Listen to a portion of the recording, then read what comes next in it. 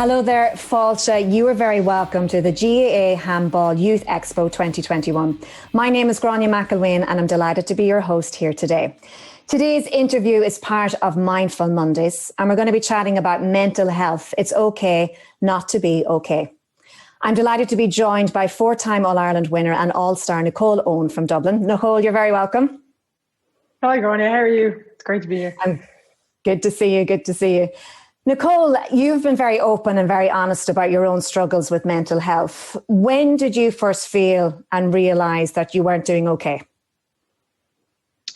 So I think it was probably throughout my teenage years. I probably had sort of, I suppose, periods where I didn't feel like myself and I kind of withdrew into myself. But I didn't really recognise them for what they were. So sort of maybe every so often, every couple of months, I just feel just really low.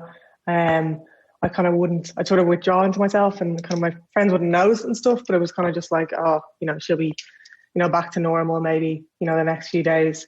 So it was a case of, I didn't realise that the way I was feeling wasn't normal and that there was actually kind of something I could do about it. So it wasn't then until later on that I kind of realised that actually what I was experiencing was kind of periods of really poor mental health, but I kind of hadn't approached it, or I almost didn't have the education so as to understand that's what was happening. And what was that time like for you when you were in school, Nicole? I think I was quite, I had a great time in school. I really enjoyed school, but there's elements of, I think, probably social anxiety that I didn't appreciate at the time.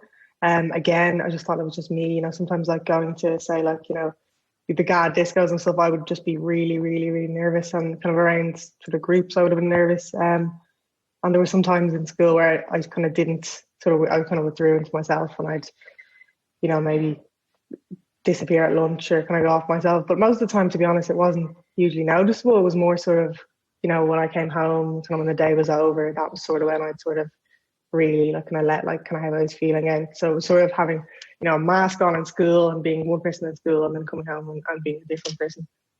So when you say when you came home from school and you had that mask on at school and you come home and you had a different mask on you when you were in your house, did you speak to people about how you felt during the day? No, I think because that mask probably would have extended till the time I went to bed. So it was a case with my family as well. And my mom's a very intuitive and she'd know that, I wasn't right or, there was something up with me. But I suppose my sort of defense mechanism, which I think is a lot of teenagers have anyway, is sort of like push her away. So it was sort of like reflecting it or deflecting it with sort of like anger and being really gruff, because it was easier to sort of go to that and sort of push her away than sort of address the fact that I wasn't feeling great, because I didn't know why I wasn't feeling great to a large extent. And that's probably the bit that's quite hard, because you don't want to talk about how you're feeling because you don't really know why, and people are sort of, what's wrong? And you're like, I don't know what's wrong, I just don't feel right. So after school then you went to college, and tell me a little about that. Like, when did you start to kind of bring this further and go, okay, this social anxiety, I'm not feeling well, it's actually getting worse? Probably. So I had my first year in college was good, really enjoyed being in college and the freedom of that. And I was away in second year on Erasmus in Spain, and kind of those sort of periods where I didn't feel great and I sort of withdraw into myself and I didn't want to see anyone. I felt very low. They started towards the end of that year I was away, they started getting a bit closer together, and I was living with, a few friends from college in Spain. So I kind of didn't have my family around me to really sort of hold me accountable to those. Not that my friends weren't great, but it was easier to sort of push them away and sort of withdraw into my room. So it kind of came to a point where it had kind of been building for quite some time that I just wasn't feeling, more than I wasn't feeling myself, but so I was feeling a bit kind of hopeless and had sort of negative thoughts, and that kind of built into the start of third year in college. So it would have been about 2021. And there's just one day in college where I sort of, in the build up, I'd sort of had kind of moments where I was struggling to control my emotions. I'd be kind of crying for not really knowing why. On public transport, unfortunately, I think it's just one of those things where I couldn't just be busy and distract myself. So it kind of came to a head one day in college where someone just made a kind of snappy remark to me, which usually I would have brushed off. And it just literally opened the floodgates. So I ended up calling my mom, who left work and took me home. And that was like the first time that I properly talked about how I'm feeling, and also probably the extent that it got to. So it'd gone beyond just feeling bad for, you know, a bit of time. But got to the stage where like I was kind of dreading waking up. I felt like I was carrying like a lot of weight around with me. All the kind of things that, you know, people might say about, you know, being depressed, but at the time I hadn't really realized the extent of it and how much it was weighing on me on a daily basis. And what was that like for you, Nicole, when you told your mum how you felt? It was great because it was no longer just me kind of holding it. I think it, you know, can seem a little trite, you know, saying that it's a load shared, but definitely I think if you're internalizing something and you're holding something all on yourself that you're trying to manage, and you're obviously not managing it, you're kind of getting through the day, but like life's not about getting through the day, you know, you should be enjoying life. So I think having told her, Mom was quite like me in terms of being quite actionable. So it was like, okay, well, kind of we know the situation, so what are we going to do about it? So then it was a case of actually addressing it. So instead of just kind of dealing with it, but dealing with it by sort of putting it in a box and hiding it away, it was actually, okay, like let's go and talk to the GP. Let's go and talk to someone who's actually trained to talk about this and kind of help sort of tease out like what is causing this feeling, because there are like reasons behind it. I just wasn't able to identify them because they're slightly more intangible than, you know, just having a bad day.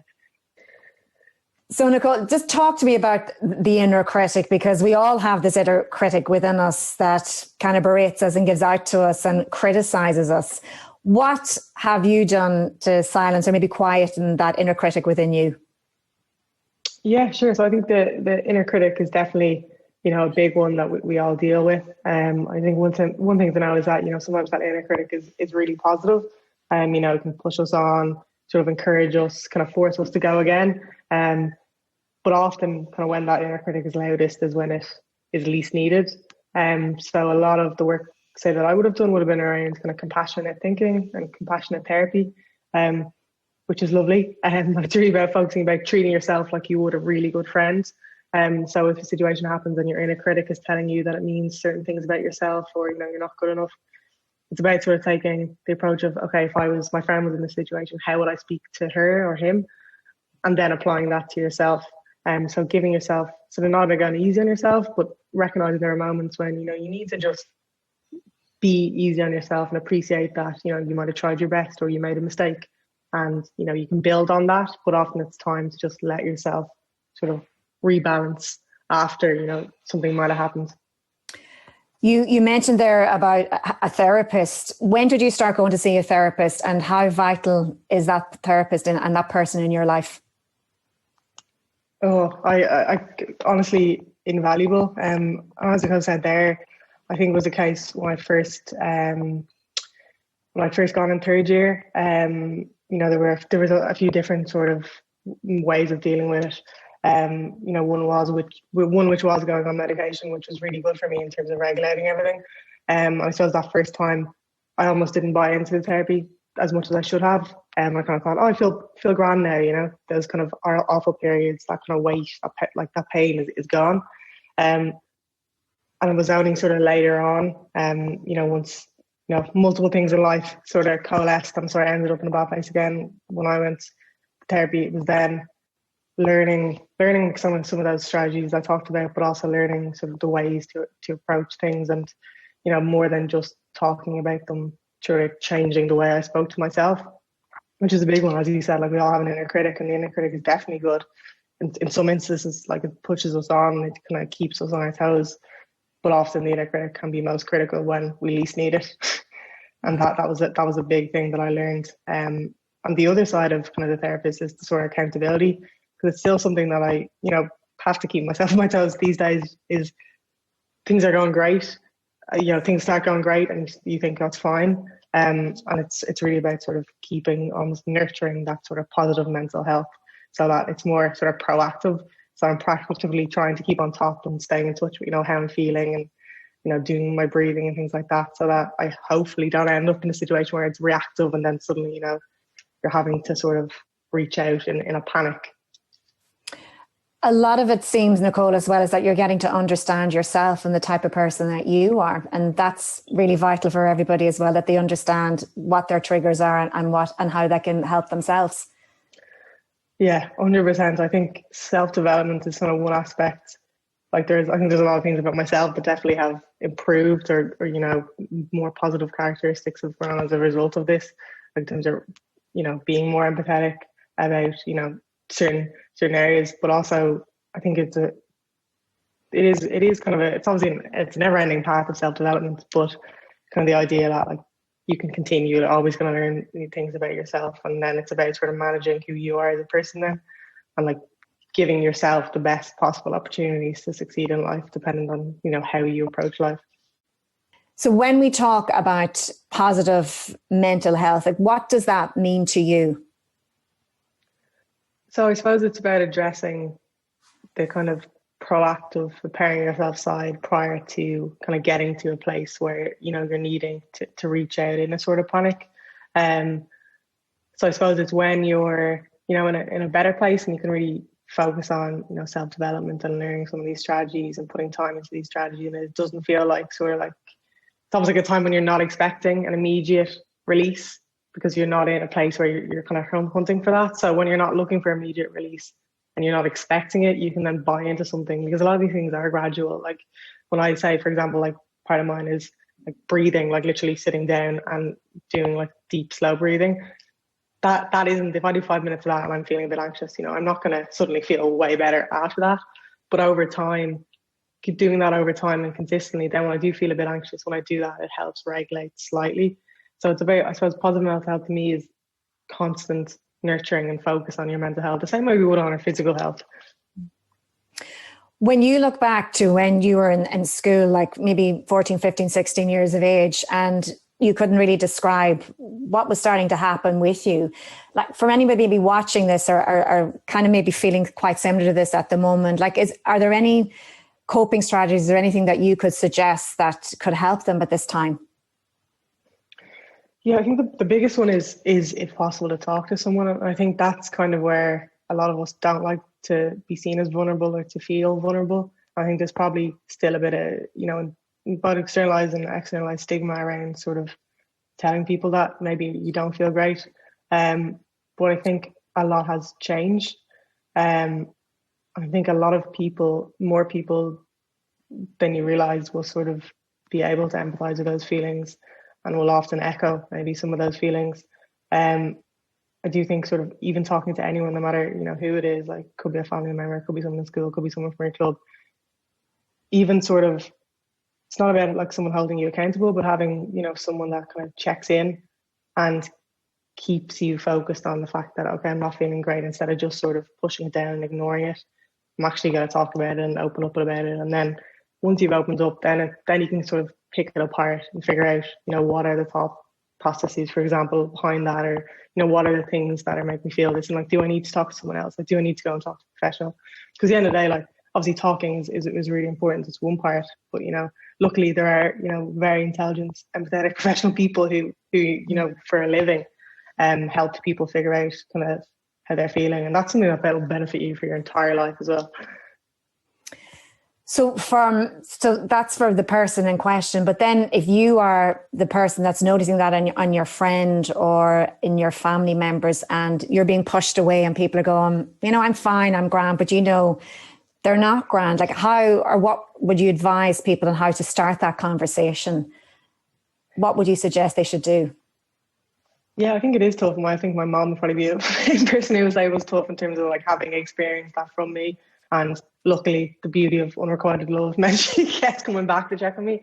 I think it's a case of, you can't force someone to talk to you about something, but you can check in with them and just let them know you're there. And like that seems like such a small thing, but like even say like with the Dublin team, like over the years, like I would have got texts at various occasions just from some of the girls, and it mightn't be sort of like, how are you? Just a little check, like thinking of you or something like that. So even just knowing that someone else is there, and I think it is you can't, like I said, you can't force them to have a conversation if they're not feeling great, but letting them know you're there is definitely one big step. So even if they don't talk to you about it, it's not about sort of feeling alone and like you're the only one in this.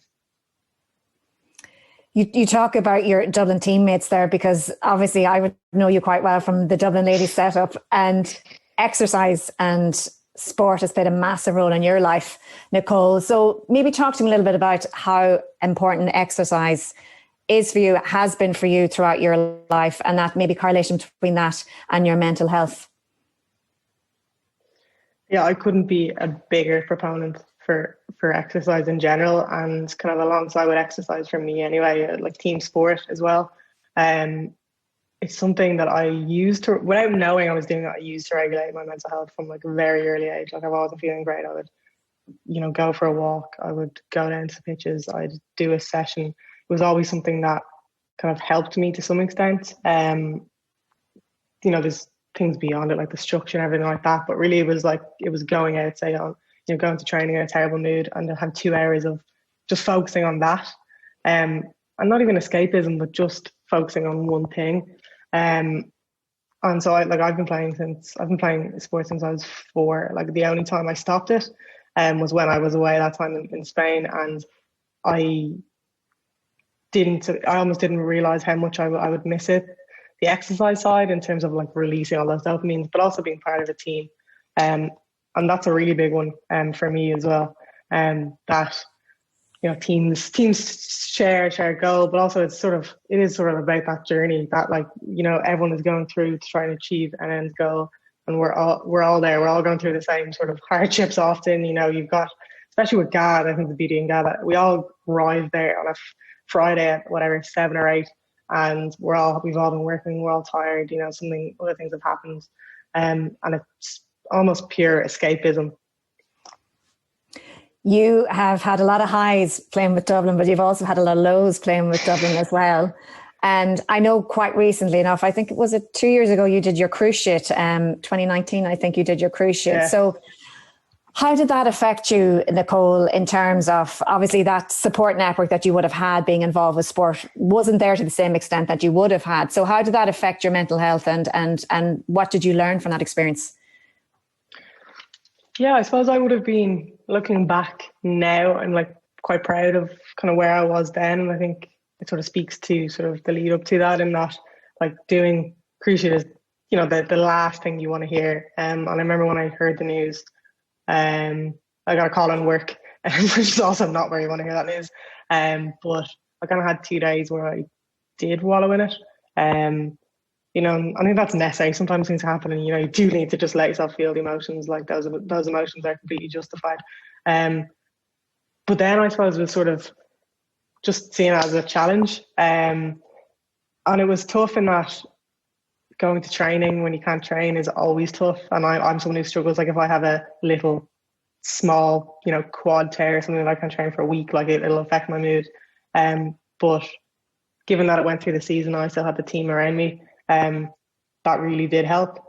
And what I learned about myself was probably that, I was kind of more resilient maybe than I'd give myself credit for. But kind of what I didn't expect was how kind of tough it was to get back at the very end. And that was probably actually the hardest period, which I didn't expect. It's almost like when you just had the surgery, you're lying in bed, you can't move, your knee is about that size. You think that is a tough time, but actually it was, I had about 6 months where I was back on the pitch, but ended up doing all sorts of other injuries, ended up having to have another surgery on my knee. And that was actually the toughest part, when I was almost back and it was almost teasing me.